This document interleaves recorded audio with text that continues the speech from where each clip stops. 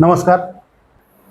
खरं तर आपण दरवेळेस एका वेगळ्या विषयांवर चर्चा घडवून आणतो किंवा अ, प्रत्येक ह्याला जर आपलं मत मांडायचं असेल किंवा एखादा राजकीय टीका-टिप्पणी जरी असेल, प्रत्युत्तर जरी द्यायचं असेल, तर त्या अनुषंगाने खरं तर आता प्रत्येक वेळेस पाटील गटाकडून जे माजी आमदार संजयमामा शिंदे यांच्या गटावर किंवा माजी आमदारांवर टीकासत्र सुरू आहे, त्या अनुषंगाने आज खरं तर माजी आमदार संजयमामा शिंदे यांच्या गटाचे प्रवक्ते आणि त्यांचे स्वीय सहाय्यक ॲडव्होकेट अजित विघ्ने आणि डॉक्टर विकास वीर हे आज आपल्यासोबत ह्या सर्वच टीका असतील किंवा त्यांनी काय प्रश्न उपस्थित केले असतील त्यांना खरं तर उत्तर देण्यासाठी किंवा त्यांचं ह्या सर्वच बाबींमध्ये काय म्हणणं आहे हे इथं मत मांडण्यासाठी आज ते आपल्यासोबत या ठिकाणी चर्चा करण्यासाठी उपस्थित झालेले आहेत. खरं तर प्रथमतः वकील साहेब, मला वाटतं तुमचं दुसऱ्यांदा स्वागत करतो आणि सरांचं मला वाटतं ह्या चर्चासत्रात आपण मागील वेळेस राजेराव रामबाच्या अनुषंगाने चर्चासत्र केलं होतं, त्यावेळेस ती पहिल्या वेळेस. आता ह्या राजकीय चर्चासत्राच्या अनुषंगाने पहिल्या वेळेस आपलं या ठिकाणी स्वागत आहे. खरं तर सर किंवा वकील साहेब, आता तुम्ही प्रवक्ता म्हणून माझे आमदार संजयमामा शिंदे गटाचं काम पाहत आहे. प्रत्येक वेळेस टीकेचं जे काय उत्तर असतं ते आपण प्रत्येक वेळेस आपण अभ्यासपूर्ण किंवा एक आपल्याकडे पुरावे असतील ते सगळे दाखवून तुम्ही उत्तर देता. त्या अनुषंगाने कुठं ते आता डिकसळ पुलावरून राजकारण होताना दिसून येते. नेमकं डिकसळ पूल संजयमामांच्या ह्याच्यामध्ये काळामध्ये मंजूर झाला, 55 कोटीचा निधी काय तो त्या ठिकाणी आला म्हणून सुद्धा कळलं होतं, परंतु ते काम परत स्थगित झालं, बंद पडलं. काही कारणं त्या मागं असतील ते तुम्हालाही माहीत असतील, परंतु ते आता काम सुरू झालं, त्याच्यावरून राजकारण सुरू झालं. काय सांगाल? आता खरं विषय असा आहे की पाटील गटाचे प्रवक्ते जे आहेत ते वारंवार काहीतरी वक्तव्य करतात किंवा एंटरटेनमेंटचा जो प्रकार असतो तो प्रकार त्यांच्याकडून वारंवार चाललेला असतो. आता काल परवा डिकसळ पुलाचं काम परत एकदा चालू झालं, त्या संदर्भात आमचे माजी आमदार संजयमामा शिंदे साहेब असतील किंवा जिल्हा परिषदेचे माजी उपाध्यक्ष सुभाष आबा गुळवे असतील किंवा त्या भागातले सन्माननीय जे नेते मंडळी असतील पश्चिम भागातले, त्याच्यामध्ये मी पण असेल, तो डिकसळ पुलाचं काम व्हावं ही तिथल्या सगळ्या जनमानसांची फार मोठी 5 दिवसापासूनची अपेक्षा आहे. सदर डिकसळ पुलाचं काम हे मंजूर कधी झालं खऱ्या अर्थानं, हा पण विषय या अनुषंगानं आपण चर्चेत घेतला पाहिजे. विषय असा आहे की डिकसळ पूल हा ब्रिटिशकालीन पूल आहे आणि त्या पुलाची जी काही मर्यादा आहे ते 100 वर्षापेक्षा जास्त वयोमर्यादा, 100 वर्षापेक्षा जास्त कालावधी होऊन गेल्यामुळं त्या ठिकाणी नवीन पूल असावा आणि त्या ठिकाणी नवीन पूल होणं गरजेचं आहे, म्हणून अनेक दिवसापासूनची मागणी. कारण ते आयुर्मान संपलेलं असल्यामुळं मग त्या ठिकाणून जड वाहतूक होत नाही, परंतु ही जीवनदायिनी डिकसळ पूल म्हणजे आपल्या करमाळा तालुक्यातल्या एखाद्या माणसाला जर पुण्याकडे जायचं असेल, मुंबईकडे जायचं असेल किंवा तिकडच्या माणसाला जर करमाळा तालुक्यात प्रवेश करायचा असेल, लांबून राशीन मार्गे येण्यापेक्षा तो डिकसळ पुलाचा वापर करतो. बरोबर.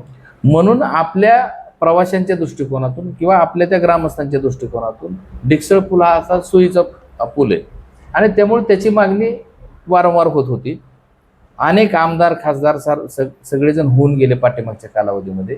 2014ला असेल, 2019ला असेल, मामांनी त्या ठिकाणी त्या इलेक्शनमध्ये सगळ्या लोकांना असं त्या ठिकाणी कार्यकर्त्यांना त्यांच्याकडे मागणी करणाऱ्या सगळ्या सर्वसामान्य लोकांना की काय अपेक्षा आहे बाबा पश्चिम भागातल्या लोकांची, तर त्या ठिकाणी करमाळा तालुक्यात बऱ्याच लोकांची अपेक्षा की डिकसळ पूल झाला पाहिजे, कारण जुना पूल हा आता तेवढा वापरात राहिलेला नाही.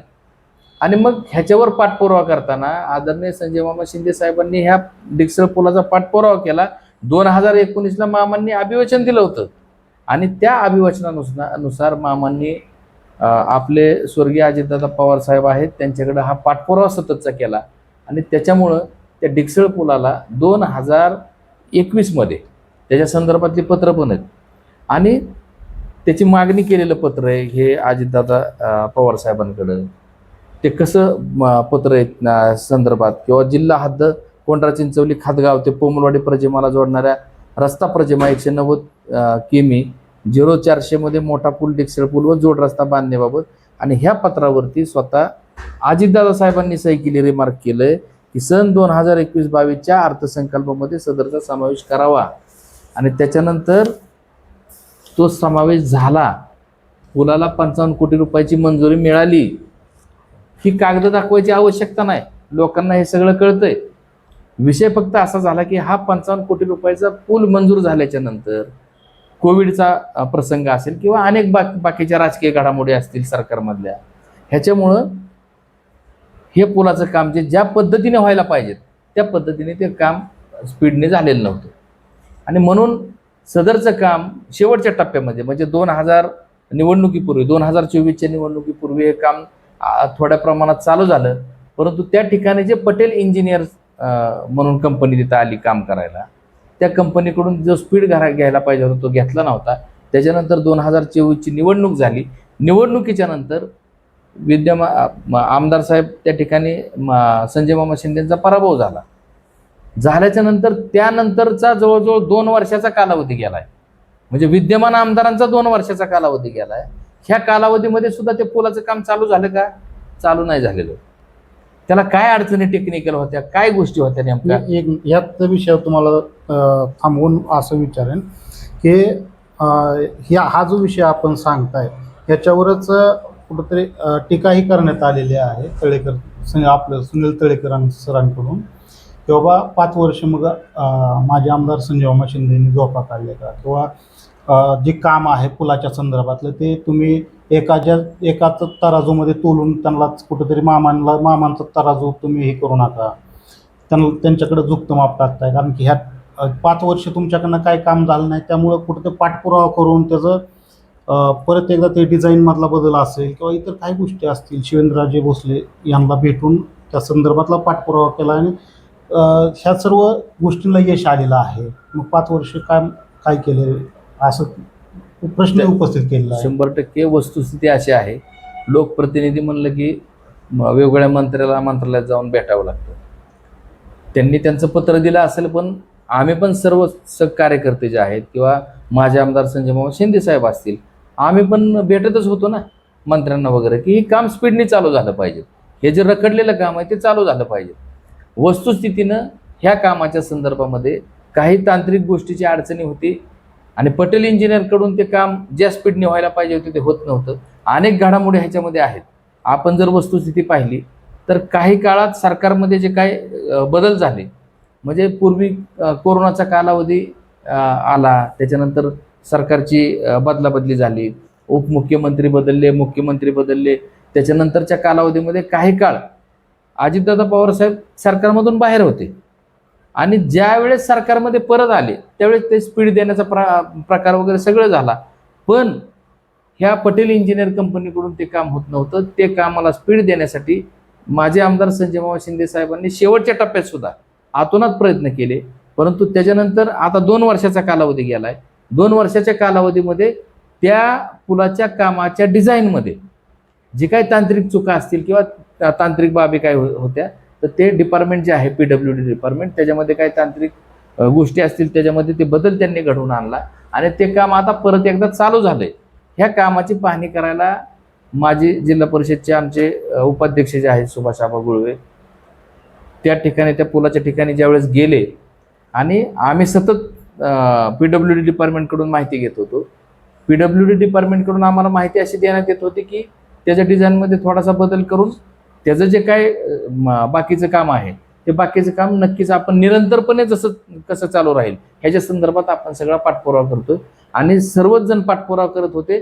त्याच्यामध्ये यश आलं आणि त्याच्यानंतर म्हणजे तुम्हाला सांगायला काय हरकत नाही की इंदापूर तालुक्यातले म्हणजे कृषी मंत्री जे आहेत दत्तामावा भरणे, ह्यांच्याकडे सुद्धा बिग वनमधले व्यापारी कंपनी, पश्चिम भागातली जी काय नेते मंडळी आहेत, आम्ही सर्वजण त्या ठिकाणी भरणे मामांकडे सुद्धा गेलो. ह्या संदर्भात प्रत्येकाने त्या ठिकाणी आपापलं तिथं काम केलेलं आहे आणि त्यामुळं एकट्या कोणीतरी मीच ते शिवेंद्रराजे भोसलेंकडे गेलो आणि आम्हीच केलं.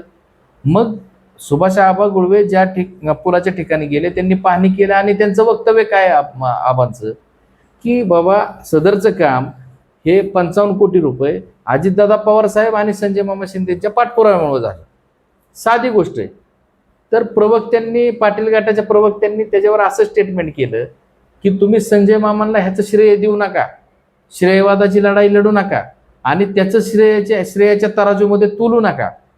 आता मला सांगा, त्याच्यानंतर जिल्हा परिषदचे सदस्य आमच्या वनिताताई गुळवेंनी काल परवा आवाहन केलं की विद्यमान आमदार साहेबांनी 2 वर्षाच्या कालावधीमध्ये निधी किती विकास कामाच्या संदर्भात काय केलं, निधी संदर्भात. तर त्याच्या संदर्भात आमदार साहेबांनी वक्तव्य दिले, त्याच्या संदर्भात आपण बोलूया त्या पुढच्या ह्याच्यामध्ये.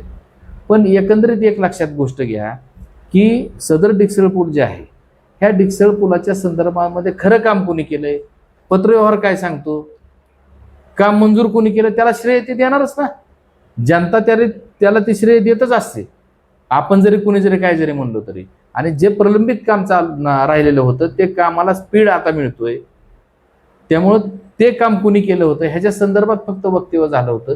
पण त्याचा विपर्यास करून काहीतरी श्रेयवादाची लढाई, कुठेतरी काहीतरी शब्दशैली वापरून अशा प्रकारची वक्तव्य करणं आम्ही वारंवार सांगतो की पाटील गटाच्या प्रवक्त्यांना विकास कामाच्या ऐवजी फक्त एंटरटेनमेंट करण्यात मजा आहे, सवाल जबाब करण्यात फक्त मजा आहे. वकील साहेब, खरं तर आता ह्या आपण डिक्सळ पुलाच्या संदर्भात हा विषय घेतला. त्यानंतर जरी आपण करमाळा तालुक्यातील खऱ्या अर्थानं जीवनवाहिनीचा जर प्रश्न जर पाहिला, दहेगाव उपसा सिंचन योजना असेल किंवा रटेवाडी उपसा सिंचन योजनेच्या संदर्भातला विषय असेल, तर दहेगावचा हा विषय, याच्यावर सुद्धा करमाळा तालुक्यात बऱ्यापैकी राजकारण आता सुरू असलेलं दिसून येतं की बाबा दहेगाव योजनेसंदर्भातलं जे योगदान असेल किंवा त्याच्या संदर्भात पाईप जाळणं असेल किंवा इतर काय ज्या गोष्टी आहेत किंवा पाणी बंद नलिकेतून देणं असेल किंवा पाणी ओपन देणं असेल, ह्या बाबतीमध्ये सुद्धा बरंच राजकारण दिसून येतं. काय सांगाल आता या संदर्भामध्ये?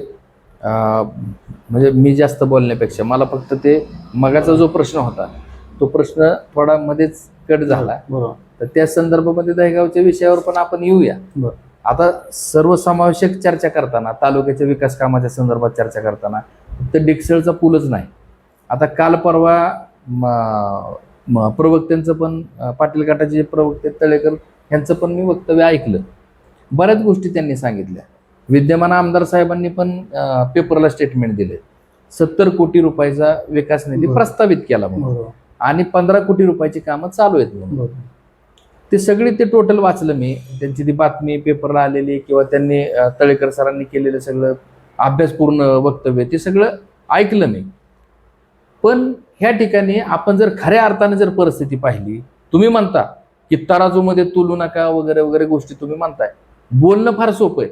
परंतु लक्षात घ्या, कोविडचा कालावधी गेल्यानंतर सुद्धा आदरणीय संजय मामा शिंदे साहेबांनी जवळजवळ 3,500 कोटीचा निधी ह्या तालुक्याला मिळवून दिलाय. आणि तुम्ही सांगताय की 2 वर्षात 70 कोटीचा निधी प्रस्तावित केलाय. प्रस्तावित करणं वेगळं, त्याच्या मंजुऱ्या मिळवणं वेगळं. कारण एखादा निधी जर प्रस्तावित केला तर त्याचा टोटल निधी मिळत नसतो. त्या संदर्भात आमचे वीर साहेब या ठिकाणी आहेत, त्यांनी ह्या संदर्भामध्ये उत्तर द्यावं असं माझी इच्छा आहे. आज आवर्जून ह्याच्या निमित्त चर्चेसाठी मी आवर्जून सरांना बसवलंय. त्याच्या संदर्भातले सगळे पुरावे घेऊन त्यांना मी बसवले म्हणून की काय असतं नेमकं टेक्निकल गोष्टी. त्याच्यात प्रस्ताव एखादा सादर केला की जातो, प्रस्तावित कामं 70 कोटीची काय. मी समजा आता उपसभापती पंचायत समितीचा किंवा आमच्या पूजा ढेरे सभापती आहेत, आम्ही सुद्धा आराखडा तयार करून प्रस्तावित कामं करू शकतो 70 कोटीची, 100 कोटीची. परंतु आम्हाला वरून येणाऱ्या निधीमध्ये ती कामं बसवावी लागतात. आता आमदार साहेबांनी, प्रवक्त्यांनी बरेच काही मोठी लिस्ट वाचून दाखवली. त्याच्यामध्ये प्रस्तावित कामामध्ये 15 कोटीचे टोटल अशी लिस्ट वाचून दाखवली. परंतु एखाद्या प्रस्तावित कामामधून किती निधी मिळाला तेवढीच कामं होत असतात. तुम्ही प्रस्तावित कामं 70 कोटीची जरी दिली असतील तरी 70 कोटी निधी तुम्हाला आणला नाही ना.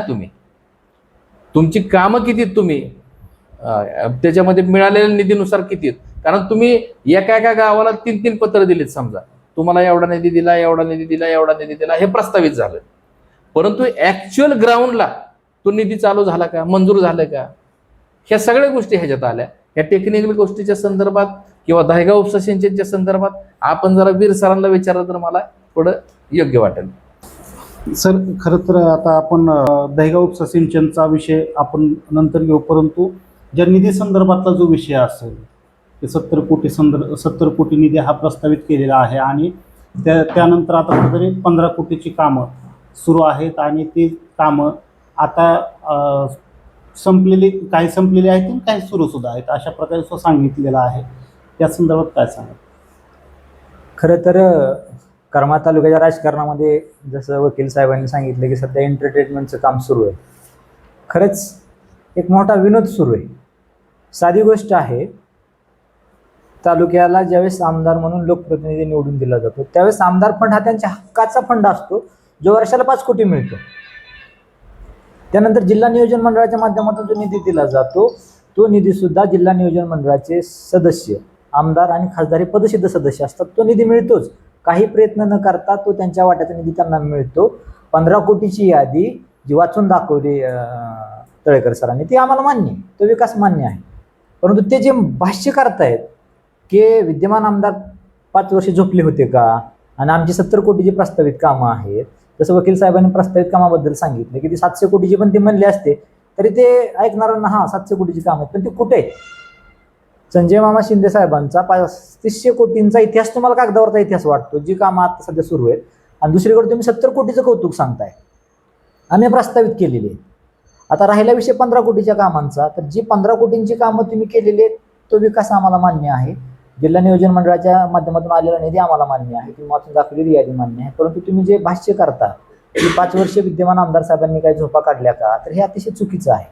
जसं जेम्स वॅटनं 18व्या शतकामध्ये वाफेच्या इंजिनाचा शोध लावला आणि वाफेच्या इंजिनावरती जग चालायला लागलं, धावायला लागलं, तसं मला वाटतं करमाळ्याच्या राजकारणामध्ये वाफेच्या इंजिनावर तोंडाच्या विकास काम करायचा शोध हा सुनील तळेकर सरांनी लावला आणि तेच त्यांचं वाफेचं इंजिन फक्त चालू आहे.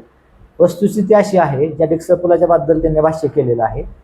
19 साली संजय मामा शिंदे आमदार झाले. साधा हिशोब आहे, 20 मध्ये कोरोनाचं संकट आलं, 20 मध्ये सुद्धा आमदार कार्यालयाकडून मागणी गेलेली होती डिक्सर पुलाला निधी मिळावा, परंतु अर्थसंकल्पामध्ये तरतूद झाली नाही कारण त्याला कोरोना होतं. 21-22च्या अर्थसंकल्पामध्ये त्यासाठी तरतूद झाली, तो निधी मंजूर झाला आणि काम कुठंतरी इस्टिमेट वगैरे प्रशासकीय मान्यतेकडे जाणार. दरम्यान महाविकास आघाडी सरकार कोसळलं. त्याच्यानंतरचा 9 महिन्याचा काळ हा विरोधामध्ये गेला. त्याच्यामध्ये 2022 संपलं, 23 निम्म्यापर्यंत आलं. नंतर अजितदादांची एंट्री सरकारमध्ये झाली, मग त्या कामावरची स्थगिती उठवली. त्यानंतर त्याचं एस्टिमेट, वर्क ऑर्डर आणि प्रत्यक्षात ते काम सुरू व्हायला जवळपास 24 उजाडलं. त्यानंतर पावसाळा आला, काम कुठंतरी होताना तोपर्यंत विधानसभा निवडणूक लागली आणि त्याच्यामध्ये मामांचा पराभव झाला. ह्या झोपा काढल्यात का मामांनी? जर तुम्ही झोपाच काढल्या असं म्हणणार असाल तर माझा प्रश्न आहे पाटील गटाच्या प्रवक्त्यांना की 2014 ते 19 मध्ये विद्यमान आमदार सध्या जे आहेत तेच आमदार होते, तुम्ही काय कुंभकर्ण होतात का त्या काळामध्ये? का तुमच्याकडनं मागणीचं पत्र गेलेलं नाही का? ह्या 5 वर्षाच्या काळातच ह्या डिक्सर पुलाचं वय 150 वर्ष झालं आणि तुम्ही आमदार असताना त्याचं वय 25 वर्ष होतं, असं तर काय नव्हतं ना. ज्यावेळेस 14 ते 19 मध्ये आबा आमदार होते त्यावेळेस सुद्धा डिक्सर पुलात हा धोकादायक पूलच होता. आपल्याकडून का मागणी झाली नाही, का निधी मंजूर झालेला नाही? आणि तुम्ही जे फक्त मिरवताय आणि जे लोकांपुढे सांगताय हे अतिशय चुकीचं आहे. जिल्हा नियोजन मंडळातून एवढा निधी आणला आणि आमदार फंडातून आणला आणि यादी वाचून दाखवता. माझ्याकडे आता 8 फायली आहेत. ह्या सगळ्या फायली ह्या ज्या आमदारांनी काम करायचं असतं त्याच्या फायली आहेत, ह्या नाही आहेत. जर आबांना जिल्हा नियोजन मंडळातून निधी आला, त्याच्यामध्ये जनसुविधा आली, नागरी सुविधा आली, शिक्षण आलं, महिला व बाल कल्याण आलं, क्रीडा आलं, त्यानंतर अल्पसंख्याक आलं, समाज कल्याण आलं, हे निधी जर आमदार कार्यालय वाचून दाखवायला लागलं तर मग झेडपी आणि पंचायत समिती सदस्यांची गरज काय? आबांनी सरळ गाडी घ्यावी आपली आणि सोलापूरला जावं आणि जिल्हा नियोजन मंडळाच्या सभागृहामध्ये बसावं आणि तिथनं तो निधी आणावा. आबांना निवडून याच्यासाठी दिले, तुम्ही विधिमंडळात जावा, विधानसभेमध्ये जावा आणि तिथला निधी आणा. त्याच्यामध्ये 25-15चा निधी आहे, त्याच्यामध्ये तीर्थक्षेत्राचा निधी आहे, त्याच्यामध्ये पर्यटनचा निधी आहे, त्याच्यामध्ये जलसंधारणचा निधी आहे, त्याच्यामध्ये पाणी पुरवठ्याच्या जे योजना आहेत, जलजीवन असेल त्याच्यासाठीचा निधी आहे, बजेटचा निधी आहे, प्रमुख जिल्हा मार्गासाठी निधी आहे, राज्य मार्गासाठी निधी आहे, राष्ट्रीय महामार्गासाठी निधी आहे. ह्यासाठी तुम्ही काय आणलं हे दाखवा आम्हाला. तुम्ही 15 कोटीचा हिशोब सांगताय, ह्या स्ट्राईक रन रेटनी जर तळेकर सर तुमचा पक्ष चालला, तुमचा गड जर चालला 1.5 वर्षामध्ये 15 कोटी, तर 5 वर्षामध्ये तुम्ही आणणार 50 कोटी. हा 50 कोटीचा विकास तुम्ही आरसा म्हणून आम्हाला दाखवताय, सरासरी सांगतोय मी. हे तर मान्य तुम्हाला पत्रकार साहेब, 15 कोटीची यादी त्यांनी वाचून दाखवली. बरोबर. आम्ही तो विकास मान्य केला. 1.5 वर्षामध्ये जर 15 कोटी असतील तर वर्षाला 10 कोटी आले. 5 वर्षामध्ये तुम्ही 15 कोटी आणणार, 50 कोटी आणणार 10 स्ट्राईक रन रेटने. आणि दुसरीकडे संजय मामांच्या शिंदेच्या विकासाबद्दल मात्र तुम्ही असं म्हणता की त्यांनी झोपा काढल्या, त्यांचा कागदावरचा विकास आहे आणि काय कुठं झालं. मी फक्त ह्या शेवटी तुम्हाला फक्त कॅमेरा मारायला सांगेल, हे जर वाचून दाखवायचं म्हणलं तर ह्याला 8 दिवस लागतील वाचून दाखवायला. प्रशासकीय मान्यते सगळे फायले आहेत. मी फक्त एकच पान तुम्हाला वाचून दाखवेल की जे आज कागदावरचा विकास जो म्हणलेला जातोय तो प्रत्यक्षात सुरू आहे. फक्त त्याच्यामध्ये जातेगाव टेंभुर्णी महामार्गाचं जर काम वगळलं आपण, जे 1200 कोटींचं काम आहे ते जर वगळलं तर हा कागदावरचा विकास आहे का? आरोग्य विभाग त्याच्यामध्ये 64 कोटी 48 लाख आहे. उपजिल्हा रुग्णालयाचं काम सुरू आहे. आपण जावा, जर डोळ्याचं ऑपरेशनची गरज असेल तर सुनील तळेकर सर आपण डोळ्याचं ऑपरेशन करून घ्या आणि त्या ठिकाणी काम सुरू आहे का नाही, कर्मचारी वसाहत आणि 100 कोटीचं हॉस्पिटलचं काम सुरू आहे का नाही हे एकदा तुमच्या डोळ्याने खात्री करून घ्या. दहेगाव उपसा सिंचन योजना 121 कोटी 10 लाख रुपयाचा निधी आहे. पाईप जाळण्याचं काम आपल्याच कार्यकर्त्यांनी केलेलं आहे. किमान पाईप तर रानात पडलेत, पाईप फुकट कोणी आणून टाकलेले नाहीत. त्यासाठी त्या योजनेसाठी निधी मंजूर झालाय. तो कोणाच्या काळात झालाय हे बघा. तो निधी संजय मामाच्या शिंदे साहेबांच्या कार्यकाळामध्ये मंजूर झाले आहे. कोटेगाव बंधारा आता ते बंद पडलेलं काम माजी आमदार तिथं जात आहेत, पाहतायत, रोज बातम्या त्याच्यावरती येत आहेत. या बंधाऱ्यासाठी निधी कुणी आणला, त्याचं उद्घाटन कुणी केलं, हे सगळं संजय पर्वे नावाच्या पुस्तकामध्ये आलेलं आहे. हे आपल्याला फोटो सगळं पाहायला मिळेल. आजचं राजकारणात सोडून द्या, त्या बंधाऱ्यासाठी 4 कोटीचा निधी मामांनी आणलेला आहे. पाणी पुरवठा विभागामध्ये जलजीवन मिशन योजनेच्या माध्यमातून जवळपास 131 कोटी रुपयांचा निधी आलेला आहे. माझ्या गावामध्ये जलसंधारणची जी विहीर झाली त्याचं पाणी आज गाव पिते, काम पूर्ण आहे. तळेकर सर आपण हे पाहून घ्या. त्यानंतर जलसंधारण विभाग 63 कोटी 34 लाखाचा निधी आलेला आहे. स्वतः आमदार साहेबांच्या गावामध्ये लव्हे आणि निंबोरे यांच्या सरहद्दीवरती विठोबा तलाव आहे. त्या तलावाला 8 कोटींचा निधी आहे. तो निधी सुद्धा मामासाहेबांच्या प्रयत्नातून आलेला आहे. हे त्यांच्या डोळ्याला दिसत नाहीत का निधी? वाचून दाखवायची आवश्यकता याच्यासाठी आहे की केलेल्याला सांगावं लागत नाही. नोटांचा कधी आवाज होत नाही. आवाज हा फक्त चिल्लर पैशाचाच होत असतो. त्यामुळे 15 कोटीची जी चिल्लर वाजवत आहेत ती चिल्लर कुठेतरी थांबवा. 3500 कोटीपैकी आम्ही मान्य करतो की 1200 कोटीचं जातेगाव टेंभुर्णीचं काम ॲक्च्युअलमध्ये सुरू झालेलं नाही, पण त्यासाठीचा जो पाठपुरावा आहे, पत्र जे आहे, राज्य सरकारची जी नाहरकत आहे, त्या सगळ्या गोष्टी कुणी केलेल्या आहेत हे तुमचेच PA काम पाहतायत. त्यांना एकदा इतिहास काढा म्हणावं की ह्या रस्त्यासाठी कुणी काय काय काय केले. त्यावेळेस आपल्याला कळलं की संजय मामा शिंदे साहेबांनी किती बैठका लावल्या, किती त्याच्यासाठी पत्रव्यवहार केला आणि त्याचं फलश्रुती काय झालेली आहे. हा सगळाच निधी जर वाचून दाखवायचा म्हणलं तर मी जसं सांगितलं तुम्हाला की हा खूप वेळ जाईल. मला एवढंच सांगायचं की मामांच्या 3500 कोटी निधीपैकी जवळपास आता सध्या 2000 कोटींची कामं सुरू आहेत. 271 कोटींचा 71 किलोमीटर लांब असलेला वेनेगाव सावडी तालुका करमाळा ते वेनेगाव तालुका माडा हा 71 किलोमीटरचा रस्ता सुरू आहे. तो तुमच्या डोळ्याला दिसत नाही का? ह्यामधून तो मंजूर झालेला आहे. करमाळा शहर घ्या. करमाळा शहरामध्ये उपजिल्हा रुग्णालयात जसं सांगितलं मी तुम्हाला की त्या ठिकाणी आरोग्य विभागासाठी जवळपास 64 कोटी निधी आलेला आहे. त्याचबरोबर तहसीलची 35 कोटी रुपये रक्कम मंजूर असलेली आणि अजितदादांच्या हस्ते भूमिपूजन झालेली प्रशासकीय इमारत आहे. त्याच्यासाठी 35 कोटीचा निधी मंजूर झालेला आहे. त्याला तुम्हीच उपोषण करून त्याला हरकत घेतली आणि ते काम चालू होणार काम थांबवलेलं आहे. पण हा निधी मामांच्या काळात आलेला आहे हे तर तुम्हाला मान्य करावं लागेल. तुम्ही माझे आमदार होतात उपोषणाला बसताना, तो निधी मामांच्या काळात आलेला आहे. कारगिल भवनचं काम घ्या जे आता कॉटेजच्या समोर सुरू आहे. मुस्लिम दफनभूमीचं काम सुरू आहे. ख्रिश्चन स्मशानभूमीचं काम सुरू आहे. करमाळ्याची ICICI बँक ते फंड गल्ली याचं काँक्रिटीकरणाचं काम पूर्ण झालेलं आहे. त्यानंतर हा राज्य मार्ग 68 ते अण्णासाहेब जगताप विद्यालय हे काँक्रिटीकरणाचं काम पूर्ण झालेलं आहे. त्यानंतर अण्णासाहेब जगताप विद्यालय ते दुधे डायग्नोस्टिक सेंटर हे सिमेंट काँक्रीटचं रस्त्याचं काम पूर्ण झालेलं आहे. किती कामं सांगायची?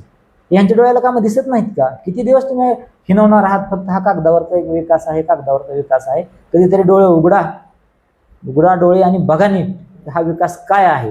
फक्त आपले 15 कोटीची टिमकी वाजवू नका. हा 15 कोटी विकास आम्ही मान्य केलेला आहे आणि ते आमदाराचं काम नाही. साधा जिल्हा परिषदेचा सदस्य आमचे गणेशभाऊ चिवटे घ्या किंवा महेश चिवटे घ्या किंवा राहुल सावंत घ्या, ज्यावेळेस ते जिल्हा नियोजनचे सदस्य होते त्यावेळेस त्यांना 2-2, 3-3, 4-4 कोटी निधी आलेला आहे. आणि तुम्ही आमदार म्हणून हे जर टिमकी वाजवणार असाल हा मतदारसंघाचा अपमान आहे पत्रकार साहेब. 15 कोटी निधी आणला म्हणून तुम्ही पाठ थोपटून घ्या त्यांना अर्धा तासाच्या त्याच्यावरती मुलाखत देत आहे की आम्ही एवढा निधी आणला वाचून दाखवत आहे कुठं. हे आमदाराचं कर्तव्य नाहीये, तो त्यांचा अधिकार आहे तर त्यांना मिळालेला आहे. आमदाराची ताकद आणि निधी हा त्यांनी 25-15चा निधी आणावा. त्यांनी पर्यटन क्षेत्र आहे, जसं संजय मामा शिंदे साहेबांनी 23 कोटींचा निधी आणला. कमलाबावानी मंदिर आपल्या शेजारी आहे, 5 कोटींचा निधी आणला, तिथे कामं मंजूर आहेत. तो निधी तुम्ही आणा ना. बजेटमध्ये आमदार झाल्यापासून आबासाहेब 3 बजेट झाले, पुरवणी बजेट झाले, 1 रुपयाचा निधी आला का बजेटमध्ये? ते आमदारांची ताकद असते. 25-15 हा ग्रामविकास विभागाचा निधी असतो, तिथं आमदारांची ताकद असते. आरोग्य विभाग, कॉटेज रुग्णालय असेल, तिथल्या भौतिक सुविधा असतील, किंवा उपजिल्हा रुग्णालया अंतर्गत काम करणारी जी प्राथमिक आरोग्य केंद्र असतील, त्याच्यासाठी तुम्ही किती निधी आणला? गावामध्ये तलाव असतील, तळे असतील वेगवेगळ्या गावामध्ये, जी पाटबंधारे विभागाअंतर्गत येतात, त्या जलसंधारणासाठी तुम्ही किती निधी आणला? म्हणजे ह्याच्यावरती तुम्ही काय बोलत नाही. आणि दुसरीकडे मात्र तुम्ही हे करताय, म्हणजे ह्या चोराच्या उलट्या बोंबा असा हा मला सरळ प्रकार वाटतो. आधी बोलल तेवढं ह्याच्यावरती कमी आहे, एवढंच मी फक्त अजून पण सांगतो. खरं तर आता तुम्ही ह्या संदर्भात, निधीच्या संदर्भात विस्तृतपणे तुम्ही माहिती सुद्धा दिली. परंतु सर, आता करमाळा तालुक्याचं जसं मी वकील साहेबांना विचारलं होतं, जीवन इकडच्या भागाची जर जीवनवाहिनी म्हटलं तर एक आणि शेतकऱ्यांसाठी एक ऊर्जा देणारं दहीगाव उपसा सिंचन आहे. आणि रेटेवाडी संदर्भातला तो प्रकल्प सुरू होणं हे सुद्धा अत्यंत गरजेचं आहे. पण तो दहीगाव उपसा सिंचन योजनेवरनं सुद्धा म्हणजे त्याचं काम कुणी केलं किंवा इतर काही गोष्टींवरनं सुद्धा राजकारण होतं, टीका टिप्पणी होत आहेत, काय सांगा? एक लक्षात घ्या, मी ह्याच्या अगोदर पोर्टलला एक मुलाखत दिलेली होती, त्याच्यामध्ये मी हे बोललेलो होतो की संजय मामा शिंदे साहेब ज्यावेळेस आमदार होते त्यावेळेस आबा हे माजी आमदार होते. माजी आमदार आबा असताना 2020 त्यांनी एक पत्र दिलेलं होतं की दहेगाव योजनेचं काम पाण्याची गळती रोखण्यासाठी बंधनलिखितून करा. उद्धवसाहेब ठाकरे त्यावेळेस मुख्यमंत्री होते, त्यांच्याकडे ते दिलेलं पत्र होतं. त्याच काळामध्ये या योजनेला सुधारित प्रशासकीय मान्यतेसाठी प्रस्ताव गेलेला होता, जो 418 कोटींचा प्रस्ताव होता, गेलेला प्रस्ताव. त्याच्यावरती वेगवेगळ्या समित्यांमध्ये त्याच्यावरती काटछाट होत होत शेवटी तो प्रस्ताव 342 कोटींचा झाला आणि त्याला मान्यता मिळाली. ही मान्यता मिळाली बंद नलिका वितरण प्रणालीद्वारे उर्वरित कामे पूर्ण करावीत ह्यासाठी मान्यता मिळाली. त्यासाठी निधीची आवश्यकता होती. 2 बजेटमध्ये मामांनी 116 कोटी निधी त्या योजनेसाठी आवश्यक निधी टाकून घेतला आणि 2023 डिसेंबर 2023 ह्या योजनेच्या प्रत्यक्ष कामाला सुरुवात झाली. बंद नलिका वितरण प्रणालीद्वारे साडे जेऊर रोड, त्या रोडच्या ठिकाणी ते कामाचं उद्घाटन घेतलेलं होतं. आदरणीय जयवंत भाऊ आणि आदरणीय मामा दोघांच्या हस्ते त्या कामाचं त्या ठिकाणी भूमिपूजन झालं आणि कामाला सुरुवात झाली. ते काम डिसेंबरपासून नोव्हेंबरपर्यंत 11 महिने सतत काम सुरू राहील. त्याच्याबद्दल कोणाची कुठं तक्रार आली नाही, कोणाची कुठं ओरड आली नाही. काम बंद नलिकेचंच होतं, कारण पायपा पडलेल्या होत्या. त्यांच्या लवे गावात स्वतः पायपा पडलेल्या होत्या. आदरणीय विलासदादा पाटील जे लवेचे आमदार साहेबांचेच बंधू आहेत, त्यांचे सरपंच आहेत, त्यांचा आग्रह होता त्यांच्या गावाला जाणारी चारी क्रमांक 8 ही पूर्ण झाली पाहिजे. त्यांच्या गावामध्ये पायपा पडलेल्या होत्या. ह्या पायपा ह्यांच्या डोळ्यांना दिसल्या नाहीत का? हे बंद पाईप येतं, हे प्रक्युलेशन होणार नाहीये, मग ह्याला योजनेला विरोध करायला पाहिजे. कुठे ह्यांनी पत्र दिलं नाही, ह्यांनी विरोध केला नाही, काही केलं नाही. आणि मग नेमकं नोव्हेंबर 2024 असा चमत्कार घडला की संजय मामा शिंदे साहेबांचा पराभव झाला आणि हे आमदार झाले आणि ह्यांना साक्षात्कार झाला की हे प्रक्युलेशन होणार नाही, योजनेला विरोध. हे चित्र दाखवलं जातं. पत्रकार साहेब, वस्तुस्थिती वेगळी आहे. कुठेतरी टक्केवारीची मागणी त्यांच्याकडे केली गेली, ती पूर्तता झाली नाही, म्हणून काम थांबवावं लागलं, पाईप जाळावे लागले. याचा शोध विद्यमान आमदारांनी घेतला पाहिजे. ते त्यांचं कर्तव्य आहे. काम बंद का पडलं?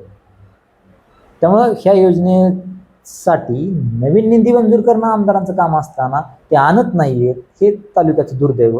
आणि दुसरीकडे ज्यांनी निधी मंजूर करून आणलं 116 कोटी, ते काम मात्र ते बंद पडतायत. ज्या कामासाठी प्रशासकीय इमारत बांधकामासाठी संजय मामा शिंदे साहेबांनी 35 कोटी निधी आणला तहसील कार्यालयासाठी, ते काम हे बंद पडतायत. कधीतरी तळेकर सर आणि आमदार साहेब, आपण हे लक्षात घ्या, आपण आमदार आहात, आपण माजी आमदार नाहीत. माजी आमदार आणि विरोधकांचं काम असतं विरोध करणं, विद्यमान आमदाराचं काम असतं विरोधावर मात करून विकास कामं करणं. पहिल्या माजी आमदारांनी आणलेली कामं तुम्ही बंद पाडताय. तुम्ही आमदार आहात हे लक्षात घ्या आणि किमान ही कामं तरी पूर्ण करा. दहेगावचं काम पूर्ण केलं तर 116 कोटी होईल आणि प्रशासकीय इमारतीचं केलं तर 35 कोटी होईल. किमान ही 200 कोटीची कामं तुमच्या पत्रात पडतील की 200 कोटीची कामं आमच्या कार्यकाळात पूर्ण झाली, आम्हीही तुम्हाला ती देऊन टाकू. ह्यांच्या कार्यकाळात पूर्ण झाली, मामांच्या कार्यकाळात मंजूर झाली, पण ह्यांच्या कार्यकाळात पूर्ण झाली, आम्हीही तुम्हाला ते देऊन टाकू. उद्घाटन करण्याचा अधिकार सुद्धा आम्हाला तुम्हाला देऊन टाकू. जसं रायगाव सबस्टेशन बाबतीमध्ये मामांच्या कार्यकाळात मंजूर होतं, आम्ही सगळं ते पत्रव्यवहार आपल्याला दाखवला. परंतु अधिकार आम्ही मान्य केला की आमदार म्हणून तुमचा अधिकार आहे, तुम्हीच दहेगावचा नारळ फोडा, तुम्हीच बटणं दाबा, तुम्हीच पाणी द्या, किमान योजना तरी पूर्ण करा. त्यापेक्षा आमची सर्वसामान्यांची काय अपेक्षा असणार आहे? सर खरं तर आता या चर्चेमध्ये आता जसं रायगावचा आपण विषय घेतला, रायगाव सबस्टेशनवरून सुद्धा बरंचसं राजकारण आणि टीका टिप्पणी सुद्धा झालेल्या पाहायला मिळाल्या. परंतु त्यामध्ये एका मुद्द्यावर मी फोकस करणार आहे. खरं तर त्यांनी सुद्धा तळेकर सरांनी सुद्धा याच्याविषयी वक्तव्य केलं आणि मामाने सुद्धा याच्यावर बोलले होते की लवे या ठिकाणी जे सबस्टेशन त्या ठिकाणी जे उभा केलं होतं, मला वाटतं माजी आमदार श्यामलताई बागल यांच्या कार्यकाळामध्ये मंजूर झालेलं होतं त्यावेळेस. आणि मग त्यावेळेस ते मंजूर त्यावेळेस झालं आणि कार्यान्वित दुसऱ्या आमदारांच्या कार्यकाळामध्ये झालं.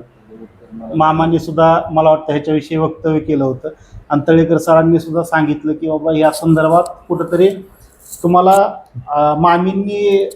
मामींनी की जर ते हे केलं काम केलं तर त्यांचं श्रेय त्यांच्याकडे देता आणि हे आमच्या कार्यकाळात जर झालं तर हे आम्हाला म्हणजे श्रेय तिथं देत नाही, म्हणजे यात विरोधाभास कुठं जाणवतं असं बोलले होते.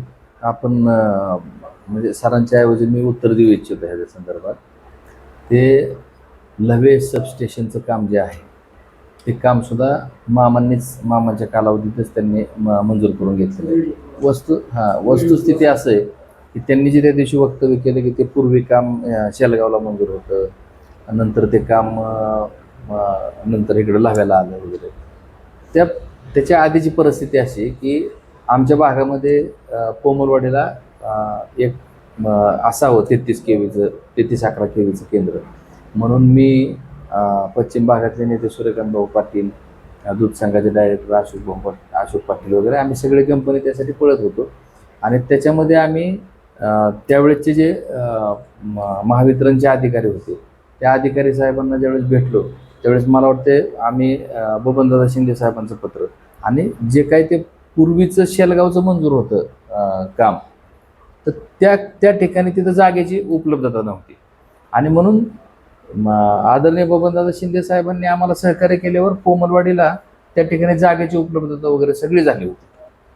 अशा परिस्थितीमध्ये नेमकं कोमलवाडीचं अंतिम लेवलला अंतिम टप्प्यात असलेलं काम, एकदम अंतिम टप्प्यात असलेलं काम आमदार झाल्या म्हणजे 2014ला आमदार आबा झाले की 2014ला लगेच त्यांनी ते कोमलवाडीचं केंद्र होऊन दिलं नाही आणि ते लाव्याला पळवून गेलं.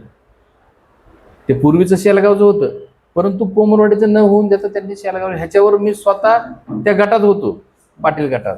मी स्वतः आमदार साहेबांकडे गेलो परंतु त्यावेळेस आमदार साहेबांनी सांगितलं की राजू अण्णा आणि तुम्ही त्याच्यावर चर्चा करा, मी त्याच्यावर चर्चा करणार नाही.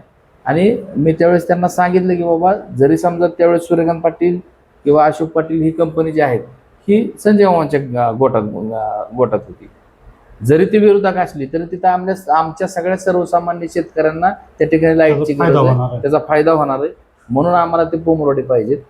आणि तरीसुद्धा त्यांनी त्यावेळेस निगेटिव्ह मला उत्तर दिलं आणि ते काम त्यांनी लाव्याला घेऊन गेले. आता विषय असा आहे की पोमलवाडीच्या केंद्राच्या संदर्भात परत पण मामांनी पाठपुरावा सततचा केला पण तो पाठपुरावा अपुरा का पडला तर दरम्यानच्या कालावधीमध्ये हिंगणीला एक उपकेंद्र झालं 33-11 केवीचं आणि मग उपकेंद्र हिंगणीला झालं त्याच्यावर आणखीन ॲडिशनल ट्रान्सफॉर्मर पण बसला गेला, मग तेवढा लोड तिथं मिळाला नाही त्यामुळं पोमलवाडीचं काम हे झालं नाही.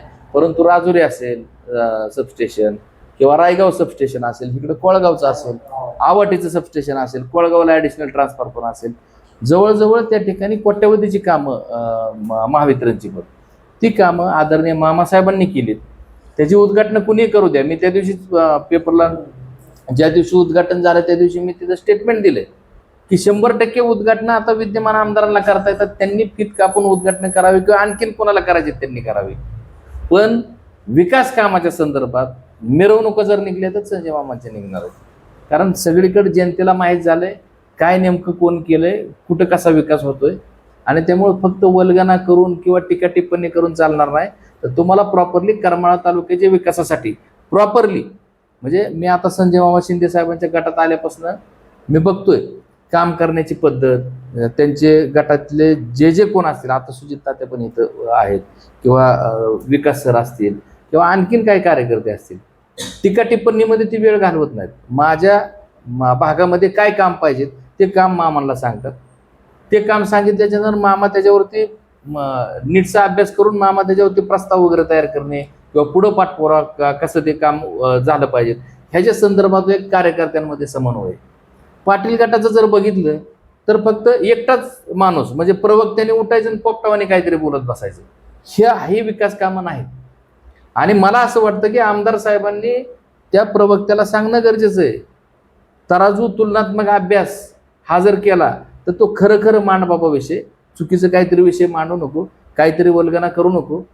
काल परवा विद्यमान आमदार साहेबांनी सांगितलं की 70 कोटीची प्रस्तावित कामं, 15 कोटीची कामं चालू आहेत. त्यांनी ते उत्तर दिलं. आमच्या जिल्हा परिषद सदस्य वनिताताई गुळवेंनी आव्हान केलं होतं, त्या आव्हानाला त्यांनी ते उत्तर दिलं. त्याच्यानंतर परत स्पेशल मुलाखत घेतली प्रवक्त्यांनी.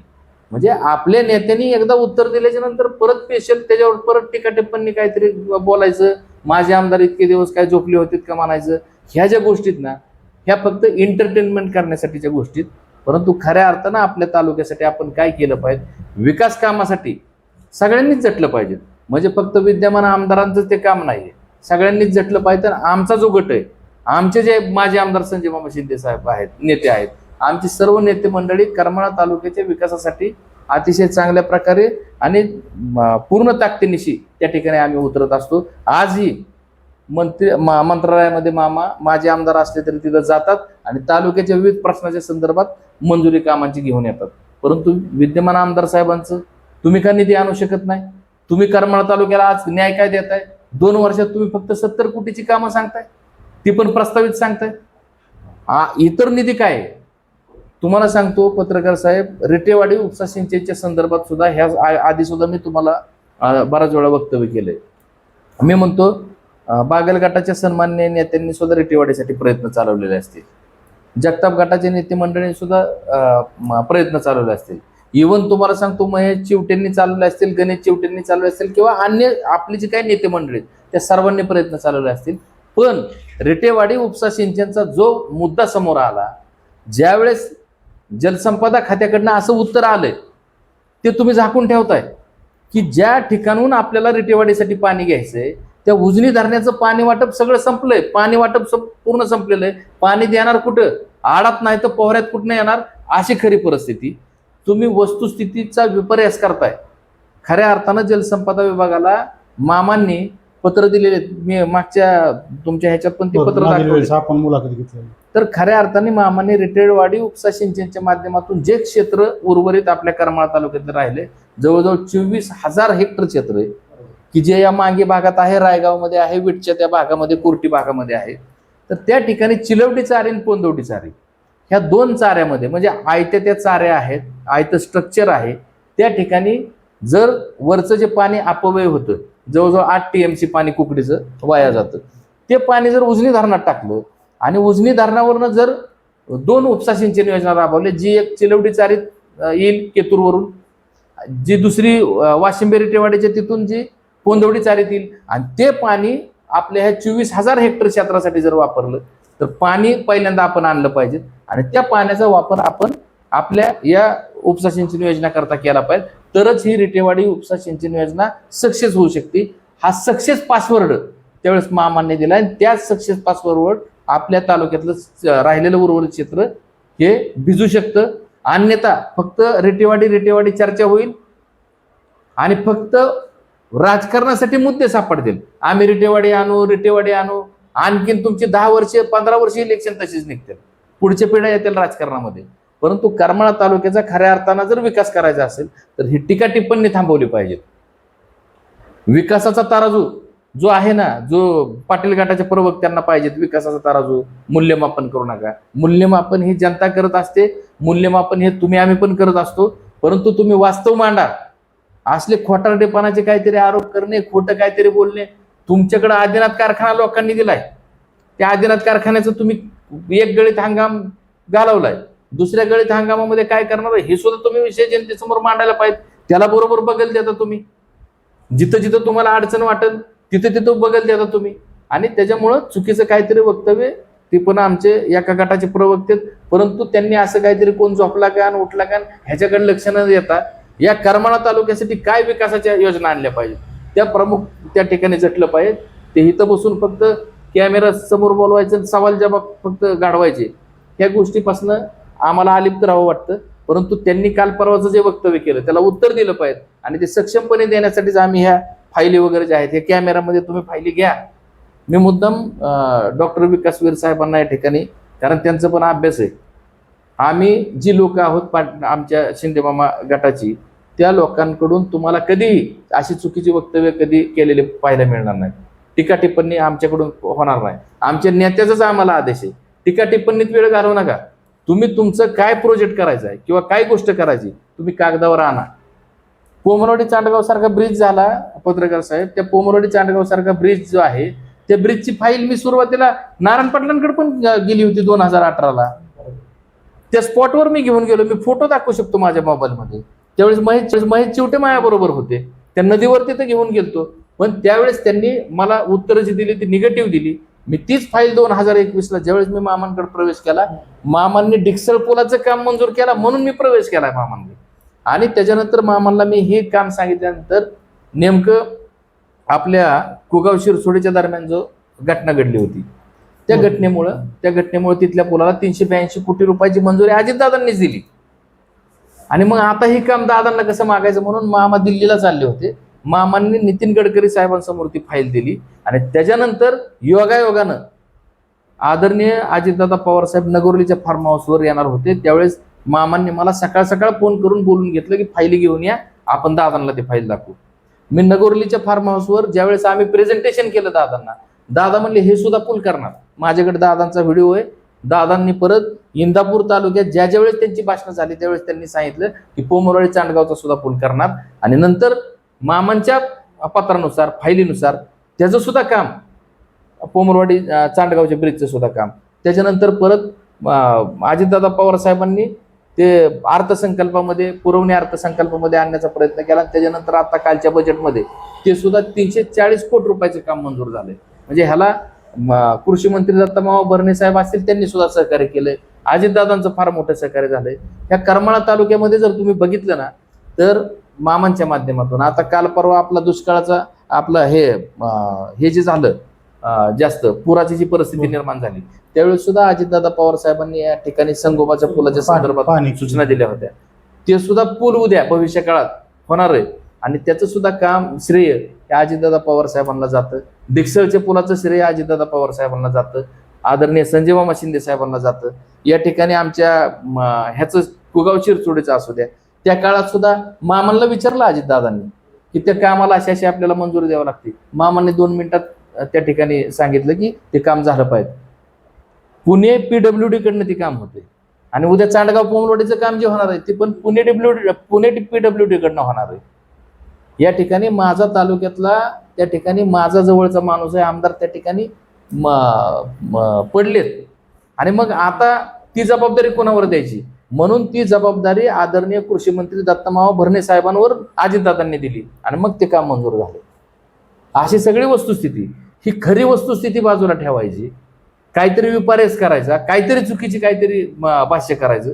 त्याच्यामुळं हे करमाळा तालुक्याला अपेक्षित नाही की जनसामान्यांना ह्या गोष्टी अपेक्षित नाहीत. पत्रकार साहेब तुम्ही आमच्या मुलाखती घेता, मुलाखती घेतल्यानंतर आम्ही त्यांच्यावर काहीतरी टीका टिप्पणी करायची, त्यांनी आमच्यावर काहीतरी टीका टिप्पणी करायची आणि लोकांचं एंटरटेनमेंट करायचं.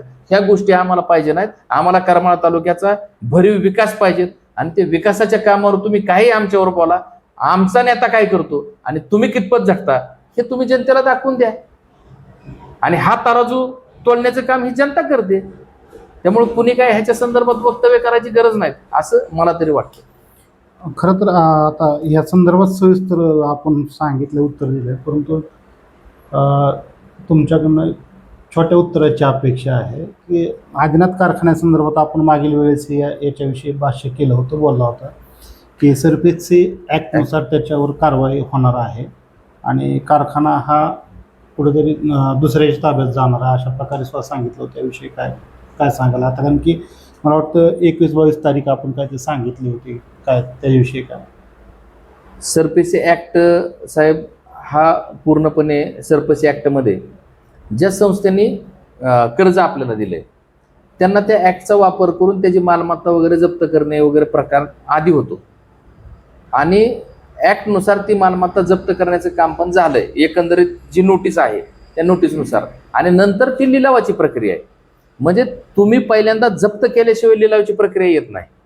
म्हणजे ह्याचा अर्थ असा की त्या वित्तीय संस्थेने तुमची लिलावाची प्रक्रिया ज्या अर्थी काल नोटिफिकेशन पडलं होतं त्या अर्थी ती जप्त मालमत्ता केलेली, हा असा आमचा स्पष्टपणे मत आहे.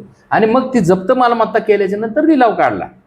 आता ती लिलावाची प्रक्रिया पुढं का थांबली, कशी थांबली, हे कुणाकुणाकडे गेले. परंतु माझं असं मत आहे की विद्यमान चेअरमन साहेबांनी, विद्यमान संचालक मंडळांनी ह्यांनी वित्तीय संस्थेचं कर्ज भरण्यासाठी आतापर्यंत कुठं कुठं मागणी केली, दुसरीकडे काय काय केलं, ते पैसे भरल्याशिवाय तर तुम्हाला बाकीचे मार्ग नाहीत.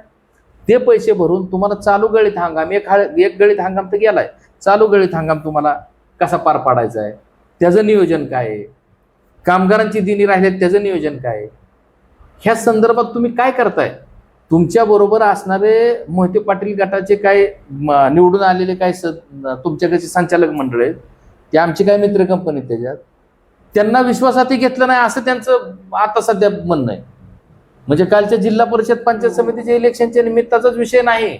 जिल्हा परिषद पंचायत समितीच्या इलेक्शनमध्ये मोहिते पाटील गटाच्या ज्या सविताराजे भोसले साहेब सारख्या वहिनी साहेबांनी ह्यांना 4-4 वेळा आमदारकीसाठी सहकार्य केलं.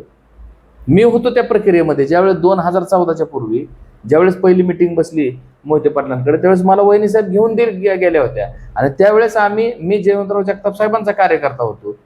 तरी सुद्धा कोण निवडून येईल ह्याच्या संदर्भात ज्यावेळेस तिथं चर्चा झाली त्यावेळेस वहिनी साहेबांनी आम्हीच सांगितलं होतं की नारायणआबा पाटलांना निवडून यायला संधी म्हणून.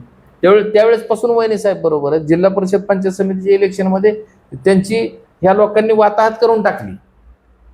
त्यांनी मोठ्या मनाने आम्हाला पाठिंबा दिला. आदरणीय जयवंतराव जगताप साहेबांनी आम्हाला पाठिंबा दिलाय.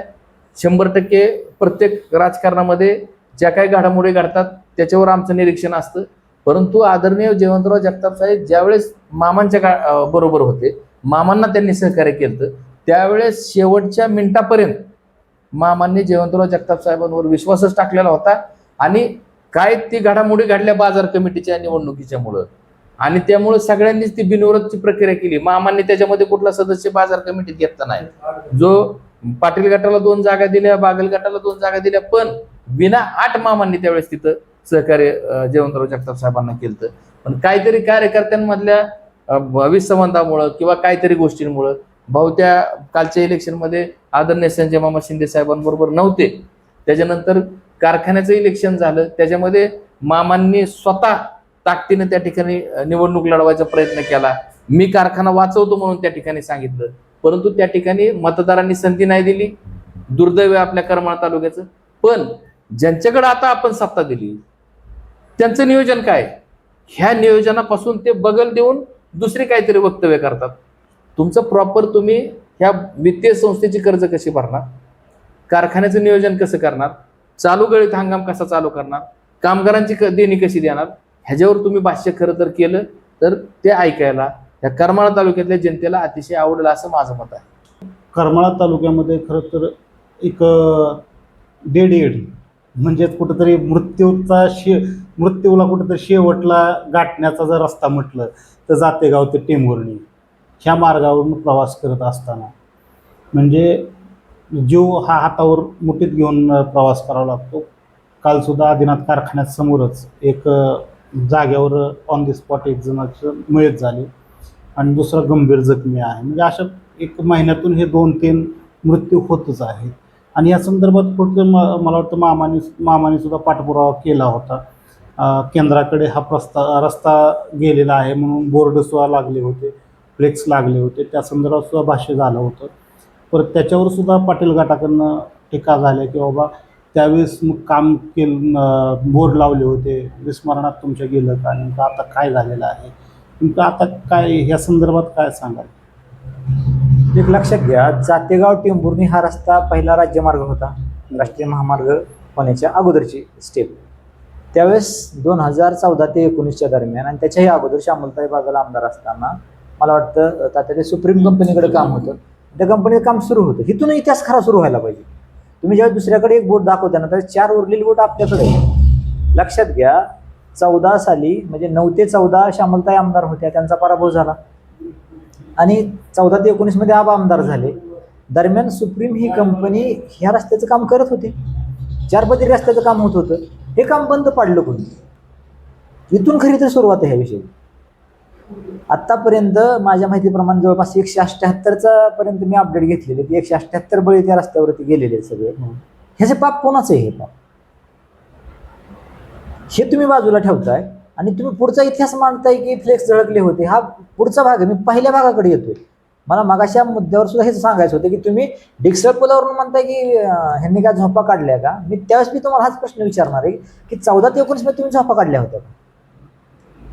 19 ते 24 मध्ये काही झालं नाही किंवा नुसते फ्लेक्स झळकले आणि निवडणुकीच्या तोंडावरती तुम्ही फ्लेक्सबाजी केली असं तुम्ही आरोप करताय. मग 14 ते 19 मध्ये तुम्हाला कोणी अडवलं होतं का? त्यावेळेस तुम्हाला निधी सुद्धा मंजूर करायचा नव्हता. निधी मंजूर झालेला होता अगोदरच्याचीच कृपा. ते फक्त काम सुरळीत पार पाडायचं होतं. त्याला जर कोणी त्रास देत असेल कॉन्ट्रॅक्टरला तर तो तुम्ही हाणून पाडायचा होता. विद्यमान लोकप्रतिनिधी म्हणून तुम्ही त्याच्या पाठीशी थांबायचं होतं आणि ते काम चांगलं करून घ्यायचं होतं. असं न करता ते काम बंद पाडायला आपलेच कार्यकर्ते अग्रेसर होते.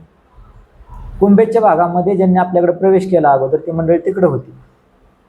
साळुंके कंपनी, अण्णा साळुंके वगैरे असे दाबतात बोलायला गेले की सर आम्हीच होतो त्यावेळेस. ह्याचा अर्थ काय? लक्षात घ्या, हे काम बंद पाडलं कोणी? ह्यांच्याच आशीर्वादाने हे काम त्यावेळेस बंद पाडलं. म्हणजे बंद पडावं ह्यांना वाटलं नसेल, परंतु एवढं अतिरिक्त मागण्या गेल्या की त्या पूर्वी करता करता वाट लागली कॉन्ट्रॅक्टरची, दिवाळखोरीत गेला आणि त्याच्यानंतर ह्यांची सत्ता गेली, मामा आमदार झाले आणि मग ह्याला काम सुरू करता येत नाही म्हणून ह्याच्याकडनं काम काढून घेण्याची हालचाली ज्यावेळेस सुरू झाल्या, पत्रव्यवहार सुरू झाला, त्यावेळेस हा माणूस कोर्टात गेला. सरकारी काम आणि 10 वर्ष थांब ही मराठीमध्ये एक म्हण आहे त्याची. सुनील तळेकर सरांनी ह्याचा अभ्यास करावा. ज्यावेळेस एखाद्याला झोपतोय आपण असं म्हणतो ना, त्यावेळेस ह्याचा अभ्यास करावा त्यांनी की काय प्रोसेस असते नेमकी. त्या प्रक्रियेचा एक भाग आहे. मी माझ्याकडे सगळा पत्रव्यवहार आहे. आपल्याला जर इच्छा असेल आणि तळेकर सरांचं जर चॅलेंज असेल तर मी सगळा तो पत्रव्यवहार दाखवतो की जातेगाव ते टेंभुर्णी रस्त्याचं काय काय स्टेप्स काढल्या त्या. NOC नंतर आली पत्रकार साहेब, त्याच्या अगोदर त्याच्याकडनं काम काढून घेऊन राज्य सरकारच्या अखत्यारीतच दुसऱ्या कॉन्ट्रॅक्टरला काम देण्याबद्दलचा ज्यावेळेस पत्रव्यवहार झाला, तो दिवाळखोरीत कॉन्ट्रॅक्टर निघालेला आहे. त्याचं काम करायची ऐपत नाही. ह्यांच्याकडनं काम काढून घ्यायचे, उदाहरणार्थ ह्यांना द्यायचे. त्यावेळेस हे कोर्टात गेले, त्याच्यावर सुनावणी वगैरे होत गेली आणि शेवटच्या स्टेपला अशी स्टेप आली की आता ह्यामध्ये जर हा कोर्ट असंच वाद पुढे ढकलत गेला तर ह्यातनं काय सुटका नाही. त्यामुळे हा राज्यमार्ग असाच सोडून हा रस्ताच सरळ आपण राष्ट्रीय महामार्गाकडे हस्तांतरित करू आणि ही प्रक्रिया सुद्धा शनिवार रविवार ह्या सुट्टीच्या दिवसामध्ये केली. मी वैयक्तिक मामांकडून ऐकलेला हा किस्सा आहे. ह्या दरम्यान हा जर षटकार शेवटच्या क्षणात जर मारला तरच विजय होतो, तसा षटकार मामांनी मारलेला होता की आज रस्ता दाखल तिकडे केला, वरच्या NOCला मामान साहेबांनी परवानग्या काढायला हे केलं आणि इथं त्यांना स्टे घेण्यासाठी 2 दिवस शनिवार आणि रविवार असे 2 दिवस लागोपाठ सुट्ट्या आल्या. त्यांना स्टे घेता आला नाही आणि सोमवारी त्या कामाला NOC मिळाली आणि त्यावेळेस कुठेतरी त्या कंत्राटदाराला थांबावं लागलं आणि मग NOC मिळाली आणि म्हणून फ्लेक्सबाजी झालेली होती. ह्याच्या पाठीमाग एवढं राजकारण नाही, ह्या तर एवढी वस्तुस्थिती दडलेली होती की एवढी मोठी घटना होती, घटना छोटी नव्हती. आणि मग आता राष्ट्रीय महामार्गाकडे गेल्यानंतर राज्यापेक्षा केंद्राकडे प्रचंड मोठा पैसा असतो. अधिक चांगला रस्ता होणार आहे. जसं आपण जातेगावापासून आता नगरपर्यंत रस्ता पाहतो त्याच धर्तीचा रस्ता होणार आहे. हे काम वाईट केलं का मामाने? ते करण्यासाठी एक लोकप्रतिनिधी म्हणून विधिमंडळामध्ये जे जे करायला पाहिजे होते ते सगळं त्यांनी केलं. NOC मिळवून दिली. काम झालं नाही त्यांच्या कार्यकाळात, आम्ही ही मान्य करतो, कारण ती दिसणारी गोष्ट आहे, डोळ्यात दिसत नाही काम झालेलं. पण कागदोपत्रीची प्रक्रिया व्हावी लागते, ती झाली ना. मग ते झाल्यानंतर तुम्ही आमदार झाला. आता 1.5 वर्षाचा काळ आला. तुम्ही काय पाठीन टिकाव घेऊन लई खांद्याला सुरुवात केली का? केली असेल तर दाखवा आम्हाला किती किलोमीटर रस्ता तुम्ही केला. म्हणजे उचलली जी लावली टाळ्याला घेतला खंडोबा गेली बाळ्याला, इतकं सोपं नसतं विकास होणं. म्हणजे मामांनी केलं नाही, झोपा काढल्या तुम्ही म्हणताय ना, मग तुम्ही ते आमदार झाले ना. 24च्या एंडला तुम्ही आमदार झाले. 24 गेलं, 25 गेलं, 26चा आता मे महिना संपत आलाय. मग तुम्ही किती काम केली, किती किलोमीटरचं काम केलं जातेगाव टेंभुर्णीचं दाखवा ना आम्हाला. काम तर मंजूर आहे. भूसंपादनाची प्रक्रिया चालू आहे, त्याच्यामध्ये सुद्धा काही ठिकाणी रस्ता 8 मीटरचं भूसंपादन आहे, काही ठिकाणी 16 आहे, काही ठिकाणी 30 आहे. कुणाला पैसे मिळाले त्याच्या नोंदी नाही आहेत. बरेच वादविवाद आहेत. आदरणीय खासदार साहेबांनी त्या विषयाची बैठक घेतलेली होती. ह्या गोष्टी सुटत असतात. शेवटी आपण लोकशाहीत राहतो, हुकुमशाही नाही आहे. एका दिवसामध्ये लगेच चला कोणालाच काय मिळणार नाही तर लगेच काम चालू. शेवटी लोकशाहीचा आदर करावाच लागतो आपल्याला. त्यामुळे हे काम रेंगाळलेलं आहे, एवढंच मला सांगायचं. तर नक्कीच या ठिकाणी जसं आपण सुरुवातीला सांगितलं की करमाळा तालुक्यामध्ये विविध विषयांवरून विविध प्रकारे राजकारण हे सुरूच असतं. परंतु जसं विकासाचं राजकारण झालं पाहिजे, विकासाच्या मुद्द्यांवर राजकारण झालं पाहिजे, तरच खरं तर कुठं करमाळा तालुक्याचा विकास होणार आहे. आपण मागील वेळेसही आपले सुनील तळेकर पाटील गटाचे जे प्रवक्ते आहेत यांची आपण मुलाखत घेतली होती किंवा त्यांच्यासोबत चर्चा केली होती. त्यावेळेससुद्धा आपण हेच म्हटलं होतं की राजकारण झालं पाहिजे, परंतु ते विकासाच्या मुद्द्यांवर झालं पाहिजे. आणि जर या ठिकाणी माझे आमदार संजय मामा शिंदे जर विकासाच्या दृष्टिकोनातनं जर योग्य काम करत असतील तर नक्कीच त्याला दुसऱ्या लोकप्रतिनिधींनी साथ दिली पाहिजे त्या कामांना. त्याचप्रमाणे जर आमदार नारायणआबा पाटील हे जरी योग्य काम करत असतील, जसं प्रवक्ते आणि त्यांचे स्वीय सहाय्यक आहे त्यांनी सुद्धा सांगितले की जर ते जर योग्य काम करत असतील तर आम्ही सुद्धा त्यांचं कौतुक करू किंवा त्या ठिकाणी आम्ही स्वतःहून त्या ठिकाणी जे उद्घाटन असतील ते करायला आम्ही स्वतःहून त्या ठिकाणी उपस्थित राहू, अशा प्रकारे सुद्धा त्यांनी सांगितलं. म्हणजे खरं तर विकासाच्या बाबतीमध्ये राजकारण करत असताना ह्या सर्व गोष्टींसाठी पाठपुरावा किंवा निवेदनं किंवा ह्या सर्वच गोष्टी ह्या कराव्याच लागतात. आणि कागदोपत्री विकास असेल किंवा तो खरंच ग्राउंड लेवलचा विकास असेल, हा नेमका आता राजकारण्यांच्या दृष्टिकोनातून टीकाटिप्पणीचाच विषय होत असल्याचं सध्या तरी दिसून येतं. तरीसुद्धा या बाबीमध्ये आपण एवढंच सांगू की टीका झाली पाहिजे, विरोध झाला पाहिजे, परंतु तो विकासाच्या मुद्द्यावर झाला पाहिजे.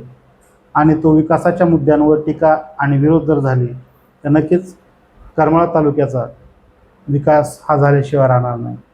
तरी सर आणि वकील साहेब तसंच तात्यासुद्धा उपस्थित राहिले. आपण वेळ दिला आणि सविस्तर असे ह्या सर्वच प्रश्नांची उत्तरं दिली. आणि खरं तर ह्या भूमिका जनतेसमोर येणं, उघड होणं गरज आहे. आणि हे आपण सर्व सांगितल्याबद्दल आपलं मनापासून आभार आणि धन्यवाद. धन्यवाद.